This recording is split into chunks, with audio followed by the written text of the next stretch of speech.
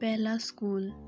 بہرحال اسکول کے پہلے دن مجھ پر جو بھی گزری، اس کے بعد میں نے گھر آتے ہی امی سے صاف صاف کہہ دیا کہ اسکول کے نام پر آج مجھے جہاں بھیجا گیا تھا میں دوبارہ اس جگہ ہرگز جانا پسند نہیں کروں گا، کیونکہ وہاں اسکول جیسی کوئی چیز ہے ہی نہیں، اور سارے کے سارے بچے نالائق ہیں، کسی کو کچھ نہیں آتا جاتا، اور بچوں کی تو بات ہی رہنے دیں، وہاں تو ماسٹر بھی پورے دن میں صرف ایک لفظ الف مدہ میم ہی ہمیں رٹاتا رہا تھا۔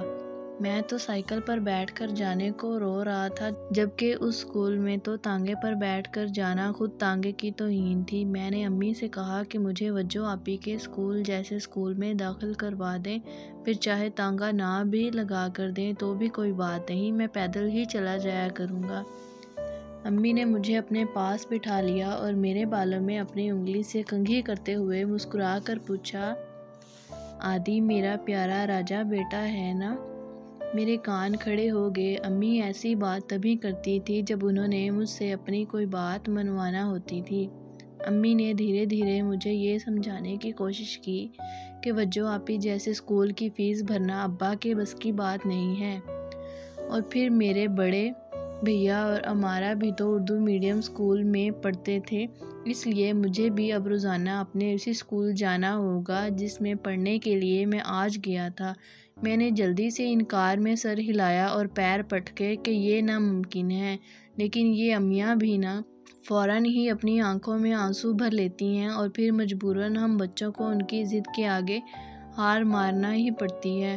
سو ایک بار پھر مجھے ہی ہار ماننا پڑا۔ امی نے خوش ہو کر اپنا مخصوص جملہ دہرایا، تم دیکھنا، میں اپنے راجا بیٹے کے لیے اتنی اچھی گڑیا لے کر آؤں گی۔ پتہ نہیں وہ گڑیا کب آنی تھی، لیکن مجھے اگلے دن سے اسی اسکول کی یاترا شروع کرنی پڑی۔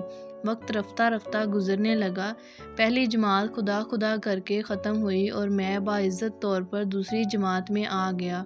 اب اس پیلی عمارت میں رفتہ رفتہ میرا دل لگنے لگا تھا۔ پھر ایک دن میری زندگی کا وہ پہلا ساون برسا جس نے آگے چل کر میری زندگی میں بہت کچھ بھگو دیا۔ شاید مجھے وہ پہلی بارش یاد بھی نہ رہتی اگر اس روز وجو اسکول سے گھر واپسی پر اتنی دیر نہ کر دیتی۔ ہلکے جاڑوں کا زمانہ تھا، وجو آپی اپنے 9ویں اور 10ویں جماعت کے مشترکہ بورڈ کے امتحانات کی تیاری کر رہی تھی۔ غیاث چچا ان دنوں ہر لمحے وجو آپی کو نصیحتیں کرتے دکھائی دیتے کہ میٹرک کا امتحان زندگی کا سب سے اہم تعلیمی موڑ ہوتا ہے اور یہیں سے سب طالب علم کی مستقبل کی راہیں متعین ہوتی ہیں، وغیرہ وغیرہ۔ میں اور وجو آپی بظاہر غیاث چچا کی موٹی موٹی باتیں غور سے سن رہے ہوتے تھے، لیکن ان سے نظر بچا کر ہم یوں ہی جھکے سر ایک دوسرے سے اشاروں میں باتیں کرتے اور نمک لگا کر کچے باداموں کی پھلیاں کھانے کے منصوبے بنا رہے ہوتے۔ اس روز صبح ہی سے آسمان پر شریر بادلوں کے گورے چھٹے اور سانولے سلونے جوڑے مغرب کی جانب سے ابھرنے لگے تھے۔ بادلوں کی سہیلی ہوا انہیں آسمان کی گود میں اڑائے لیے پھر رہی تھی۔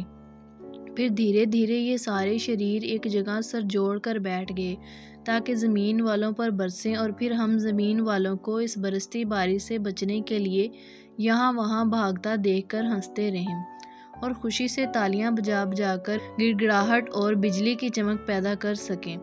میری نانی اماں ہمیشہ مجھ سے کہتی تھی کہ یہ سارے بادل اللہ میاں کے دمبے ہیں، سو مجھے بھی ایسا محسوس ہوتا تھا جیسے اللہ میاں ایک بڑا سا گڈریا ہوگا جس کے ہاتھ میں بڑی سی لاٹھی ہوگی، اور وہ اس لاٹھی سے اپنی بھیڑوں اور دمبوں کے اس ریوڑ کو ہانکتا پھرتا ہوگا۔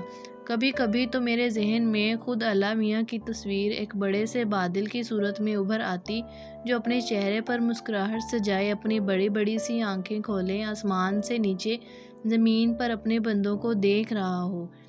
اس روز بھی ہم جماعت کے بچوں نے آسمان پر تیرتی بدلیاں دیکھ کر گڑ گڑا کر اور باقاعدہ ہاتھ آسمان کی جانب اٹھا کر دعائیں مانگنا شروع کر دی تھی کہ یا خدا آج بارش برسا دے۔ ہماری رکت آمیز دعائیں بارش کے رومانی موسم سے لطف اندوز ہونے کے لیے نہیں تھیں، بات صرف اتنی سی تھی کہ ہماری کلاس کی چھت بارش میں اتنی تیزی سے ٹپکتی تھی جیسے کوئی چھلنی پانی سے بھری ہو، اور نتیجتاً ماسٹر جی کو بادل نخواستہ ہمیں چھٹی دینی پڑتی تھی۔ کیونکہ برسات کے دنوں میں ہمیں باقاعدہ چھتری لے کر جماعت میں بیٹھنا پڑتا تھا، یا پھر ہم سب بچے اخبار کے کاغذ سے تکون چینی ٹوپیاں بنا کر سر پر رکھ لیتے تھے اور بارش کی ٹپ ٹپ پڑتی بوندوں کو اپنے سر پر تال دیتا ہوا محسوس کرتے تھے۔ یہ کلاسیکی موسیقی سننا یوں بھی ہماری مجبوری تھی کیونکہ تقریباً ہم سبھی بچوں کے گھروں میں ایک عدد چھتری ہی بمشکل میسر ہوتی تھی جس پر ہمارے اباؤں کا قبضہ رہتا تھا۔ جب کبھی دھوپ کے دنوں میں خوش قسمتی سے وہ چھتری ہماری پہنچ میں آتی تو میں اور میرے دوست اسے کھول کر اونچائی سے جمپ لگانے کا مقابلہ کیا کرتے تھے، لیکن ہماری چھتری کی اندرونی کڑیاں اکثر ہوا کے دباؤ کے باعث الٹی ہو کر چھتری کے پیالے کو آسمان کی جانب پلٹ دیتی تھیں۔ یوں چھتری کا رخ اوپر کی جانب ہوتا اور ہم زمین پر اوندھے منہ پڑے ہوتے تھے۔ آخرکار اس روز بھی ہماری دعائیں رنگ لے آئیں اور آدھی چھٹی ہونے سے پہلے ہی موسلادھار بارش برسنا شروع ہو گئی۔ ماسٹر صاحب فوراً ایک تیز سی جھرجھری لے کر کھڑے ہو گئے کیونکہ عین ان کے سر کے اوپر پانی کا ایک تیز پر نالا گرنا شروع ہو گیا تھا۔ سب بچے پنجوں کے بل بیٹھے انہیں اس طرح امید بھری نظروں سے دیکھ رہے تھے جیسے کسی ریس کورس گراؤنڈ میں ریس کے انتظار میں گھوڑوں پر بیٹھے جوکی اس شخص کو دیکھ رہے ہوتے ہیں جس کے ہاتھ میں گھوڑے کو آگے بڑھنے سے روکنے والے بانس کا لیور ہوتا ہے۔ اور پھر جیسے ہی ہمارے ماسٹر جی نے بارش اور بادلوں کی شان میں کچھ بڑبڑا کر بچوں کو اشارہ کیا تو سبھی بچے واقعی کسی ریس کے میدان میں نکلے گھوڑوں کی طرح کودتے پھاندتے اور آواز نکالتے ہوئے کلاس روم سے نکل بھاگے۔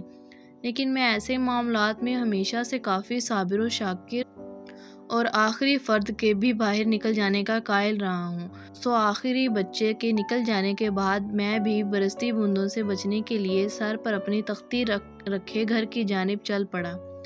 تختی پر ابھی کچھ دیر پہلے ہی ماسٹر جی نے اردو املا لکھوائی تھی، لہٰذا کچھ سیاہی کے لفظ بارش کی بوندوں سے دھل کر تختی سے ہوتے ہوئے میرے گالوں پر بہنے لگے تھے۔ بڑی سڑک پر حسب معمول بارش کے پانی کا ریلا آیا ہوا تھا۔ یہ پہاڑوں کی بارش کا پانی تھا جو ہمارے شہر سے ہوتا ہوا گزرتا تھا۔ سڑک کے دونوں جانب لوگ کھڑے ہو کر اس ندی نما سڑک کو پار کرنے والوں کا تماشا دیکھ رہے تھے۔ محلے کے دیگر بچے اس شور مچاتے اور اپنے ساتھ سب کچھ بہاتے پانی کے اندر اخبار اور کاغذ کی بڑی بڑی سی کشتیاں بنا کر پھینک رہے تھے۔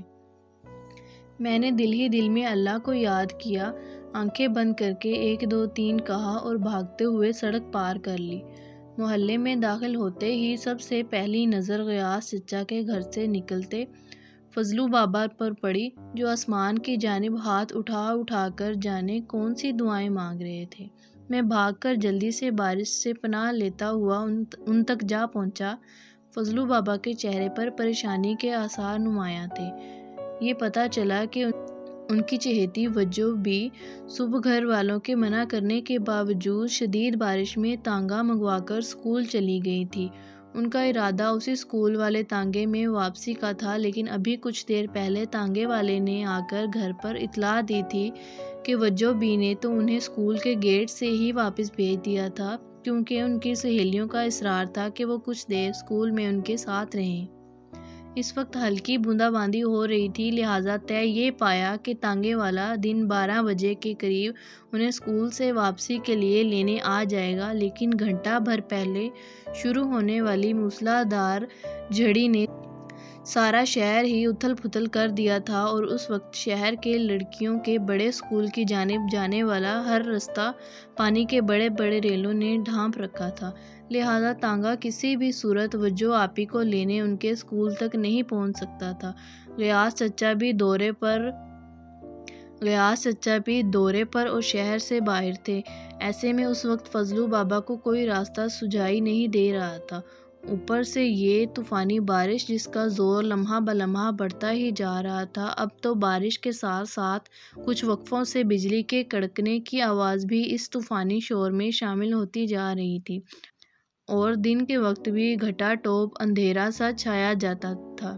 وجہ آپی کی امی یعنی سکینہ خالہ بھی بے حد پریشان تھی اور بار بار بے چینی سے گھر کے دروازے تک آتی، اس راستے پر نظر ڈالتی جس جانب سے وجہ آپی کا تانگا آیا کرتا تھا۔ اور پھر راستہ سنسان پا کر بے چینی اور مایوسی سے ہاتھ ملتے ہوئے واپس اندر چلی جاتی۔ بارش کے ساتھ ساتھ سردی کی شدت بھی بڑھتی جا رہی تھی اور دھیرے دھیرے محلے کا کمپاؤنڈ خالی ہوتا گیا اور دوپہر 3 بجے تک میرے اور فضلو بابا کے علاوہ باقی سب لوگ اپنے اپنے گھروں کو جا چکے تھے۔ درمیانی وقفے میں میں چند لمحوں کے لیے بستہ رکھنے کے لیے گھر بھی گیا تھا، لیکن جیسے ہی امی کی نظر چوکی میں پھر سے باہر بھاگ آیا تھا۔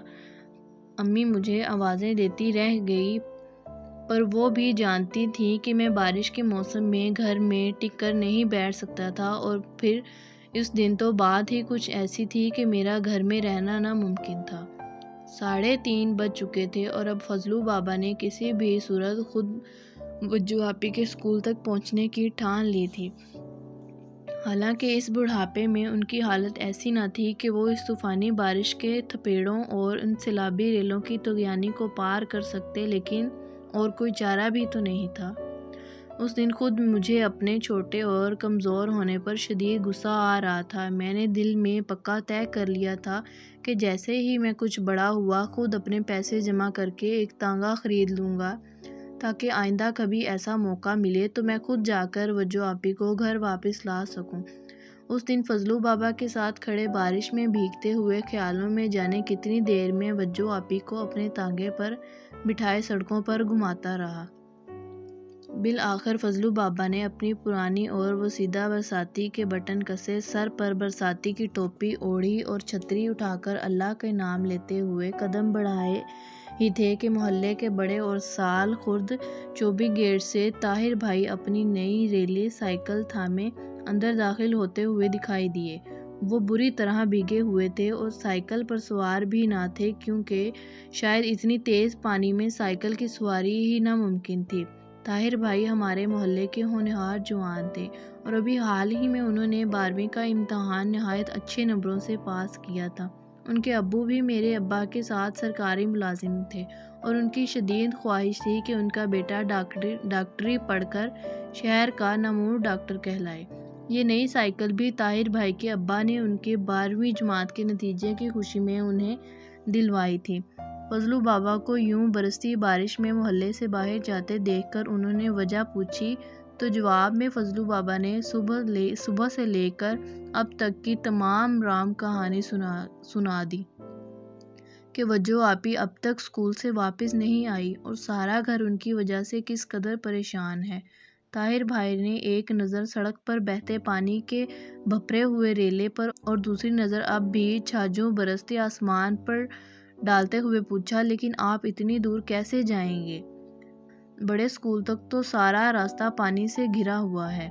فضلو بابا نے گہری سی سانس لی اور بے چارگی سے بولے، جانا تو پڑے گا بیٹا، وہاں وجو بھی بیٹی ہماری راہ تک رہی ہوگی، اب تو شام بھی سر پر ٹھہرنے کو ہے۔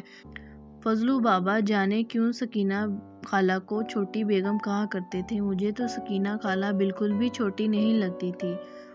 فضلو بابا کی بات سن کر طاہر بھائی نے ایک لمبا سا ہنکارا بھرا اور پلٹ کر ریلے کی طغیانی کو آنکھوں ہی آنکھوں میں ناپا۔ نہیں، آپ اس طوفان میں اسکول تک نہیں پہنچ پائیں گے۔ میں نے آتے ہوئے خود بہت سی جگہوں پر لوگوں کو رسا پکڑ کر راستہ پار کرتے ہوئے دیکھا ہے۔ آپ یہیں رکیں، وجو کو اسکول سے میں لے کر آؤں گا، آپ بس ذرا میرے گھر میں اطلاع کرا دیجیے گا۔ امی میری راہ دیکھ رہی ہوں گی۔ فضلو بابا نے فوراً طاہر بھائی کو ہاتھ اٹھا کر ڈھیروں دعائیں دے ڈالیں۔ طاہر بھائی وہیں سے الٹے پیروں وجو آپی کو لینے کے لیے پلٹ گئے۔ میں جلدی سے بھاگ کر طاہر بھائی کے گھر میں اطلاع دے کر پلٹ آیا۔ اب میں اور فضلو بابا پلکیں چپکائے بنا اسکول کی طرف سے آنے والی سڑک کو یوں گھور رہے تھے جیسے کچھ ہی دیر میں وہاں سے قارون کا کوئی خزانہ نکلنے والا ہو۔ گھنٹہ بھر یوں ہی بیت گیا اور پھر وہ آخر کار دور سے اپنی سائیکل تھامے خراما خراما آتے ہوئے نظر آئے۔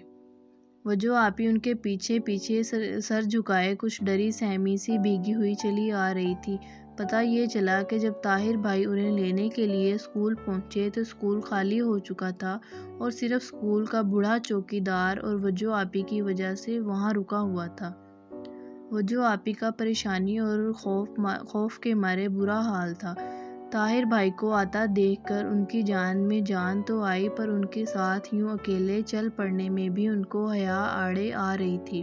وہ طاہر بھائی سے اچھی طرح واقف تھی کہ ان کی شرافت اور لیاقت کے قصے تو سارے محلے میں زبان زد عام تھے، لیکن پھر بھی وہ ان کے لیے تو اجنبی ہی تھے۔ لیکن اس وقت ان دونوں کے پاس اور کوئی چارہ بھی تو نہیں تھا۔ پہلے تو طاہر بھائی اور وجو آپی بہت دیر تک اسکول کے گیٹ پر ہی کسی تانگے یا سائیکل رکشے کا انتظار کرتے رہے تاکہ وجو آپی کو اس پر سوار کروا کر طاہر بھائی خود اپنی سائیکل پر ان کے ساتھ ہی پیچھے پیچھے چل پڑیں۔ لیکن جب آدھا گھنٹہ گزرنے کے باوجود دور دور تک کسی سواری کا نام و نشان تک نہ دکھائی دیا تو وہ مجبوراً ان دونوں کو پیدل ہی گھر کی طرف روانہ ہونا پڑا۔ سائیکل پر سواری کا تو یوں بھی کوئی سوال ہی پیدا نہیں ہوتا تھا، کیونکہ اول تو آج تک وجو آپی کبھی سائیکل پر سوار ہوئی ہی نہیں تھی۔ غیاث چچا کے پاس سرخ رنگ کی اٹلی کی بنی ہوئی ایک ویسپا اسکوٹر تھی، جس پر کبھی کبھی وہ شام کو وجو آپی کو سیر کے لیے لے کر نکلتے تھے۔ اس وقت اگر میں بھی کہیں محلے میں انہیں دکھائی دیتا تو وہ مجھے بھی اسکوٹر کے اگلے حصے میں، جہاں سامان رکھنے کی ایک ٹوکری سی بنی ہوتی ہے، وہاں کھڑا کر لیتے تھے اور محلے کے گیٹ پر اتارتے ہوئے آگے بڑھ جاتے تھے، کیونکہ مجھے گیٹ سے باہر جانے کی اجازت نہیں تھی۔ لیکن وجو آپی کے ساتھ کی ہوئی اسکوٹر کی یہ چند لمحوں کی سواری بھی ہفتوں مجھے سرشار رکھتی تھی۔ طاہر بھائی کو امید تھی کہ شاید راستے میں سواری مل جائے، لیکن اس برستی شام میں تو کوئی تانگا بھی دور دور تک دکھائی نہیں دے رہا تھا۔ بالآخر طے یہی پایا کہ دونوں پیدل ہی ممکنہ راستوں سے اور پانی سے بچتے ہوئے گھر کی راہ پکڑ لیں، کیونکہ شام دھیرے دھیرے ڈھلتی جا رہی تھی اور اب وہاں کھڑے رہ کر مزید انتظار کرنا صرف اور صرف وقت برباد کرنے کے مترادف تھا۔ جب وہ دونوں محلے کے گیٹ سے داخل ہوئے تو شام کے 5 بج چکے تھے اور دونوں ہی سر سے پاؤں تک پانی سے شرابور تھے۔ وجو آپی کو تو باقاعدہ چھینکیں آنا شروع ہو چکی تھی اور طاہر بھائی کی حالت بھی کچھ اچھی نہیں تھی۔ فضلو بابا نے طاہر بھائی سے بہت کہا کہ سکینہ خالہ نے گھر میں ان دونوں کے لیے گرما گرم جوشاندہ تیار کر رکھا ہے، وہ پیتے جائیں، لیکن طاہر بھائی مسکرا کر ٹال گئے۔ گھر کے دروازے سے اندر داخل ہوتے ہوئے وجو آپی نے مڑ کر ایک لمحہ کو پلکیں اٹھائی اور دھیرے سے طاہر بھائی سے شکریہ کہا۔ جواب میں طاہر بھائی صرف سر ہلا کر ہی رہ گئے۔